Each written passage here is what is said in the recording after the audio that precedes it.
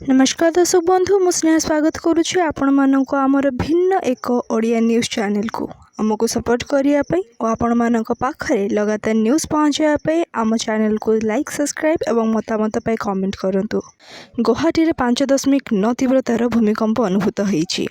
आसाम भारतर सबुठारु भूकंप सक्रिय अंचल मध्यरु अन्यतम एवं नेशनल सेंटर फॉर सिस्मोलॉजी द्वारा देशर सर्वाधिक विपदपूर्ण अंचल विपद जोन 5 भाव में श्रेणीभुक्त करा जाइछि।